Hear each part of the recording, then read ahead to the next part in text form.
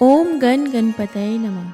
आप सभी को संकष्टी गणेश चतुर्थी व्रत की हार्दिक शुभकामनाएं। आज के इस वीडियो में हम श्रवण करने जा रहे हैं संकष्टी गणेश चतुर्थी व्रत कथा। पार्वती जी कहती हैं कि हे भाग्यशाली लंबोदर, भाषणकर्ताओं में श्रेष्ठ कार्तिक कृष्ण चतुर्थी को किस नाम वाले गणेश जी की पूजा किस भांति करनी चाहिए। श्री कृष्ण जी ने कहा कि अपनी माता की बात सुनकर गणेश जी ने कहा कि कार्तिक कृष्ण चतुर्थी का नाम संकटा है।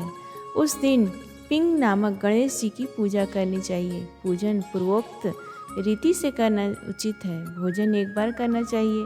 व्रत और पूजन के बाद ब्राह्मण भोजन कराकर स्वयं मौन होकर भोजन करना चाहिए। मैं इस व्रत का महात्म्य कह रहा हूँ, सावधानी पूर्वक श्रवण कीजिए। कार्तिक कृष्ण संकट चतुर्थी को घी और उड़द मिलाकर हवन करना चाहिए। ऐसा करने से मनुष्य को सर्व सिद्धि प्राप्त होती है। श्री कृष्ण जी ने कहा कि वृत्रासुर दैत्य ने त्रिभुवन को जीत करके संपूर्ण देवों को परतंत्र कर दिया। उसने देवताओं को उनके लोकों से निष्कासित कर दिया। परिणाम स्वरूप देवता लोग दशों दिशाओं में भाग गए।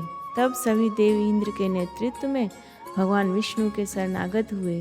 देवों की बात सुनकर विष्णु ने कहा कि समुद्री द्वीप में बसने के कारण वे निरापद होकर बलशाली हो गया है। पितामह ब्रह्मा जी से किसी देवों के द्वारा न मरने का उसने वर प्राप्त कर लिया। अतः आप लोग अगस्त्य मुनि को प्रसन्न करें। वे मुनि समुद्र को पी जाएंगे, तब दैत्य लोग अपने पिता के पास चले जाएंगे।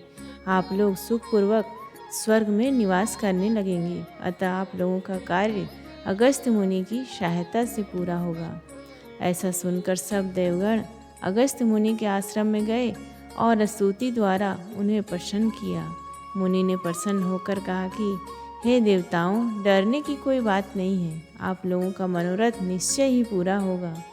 मुनि की बात से सब देवता अपने अपने लोक को चले गए। इधर मुनि को चिंता हुई कि 1,00,000 योजन इस विशाल समुद्र का मैं कैसे पान कर सकूंगा। तब गणेश जी का स्मरण करके संकट चतुर्थी के उत्तम व्रत को विधि पूर्वक संपन्न किया। 3 महीने तक व्रत करने के बाद उन पर गणेश जी प्रसन्न हुए। उसी व्रत के प्रभाव से अगस्त्य जी ने समुद्र को सहज ही पान करके सूखा डाला।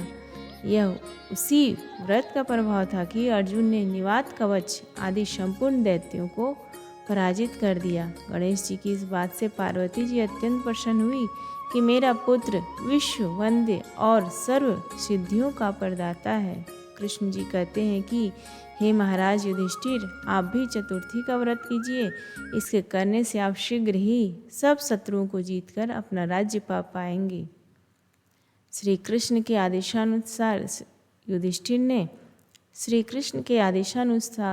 युधिष्ठिर ने गणेश जी का व्रत किया। व्रत के प्रभाव से उन्होंने शत्रुओं को जीतकर अखंड राज्य प्राप्त कर लिया।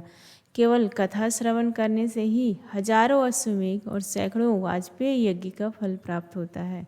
साथ ही पुत्र पौत्र आदि की भी वृद्धि होती है। प्रेम से बोलिए भगवान गणेश की जय।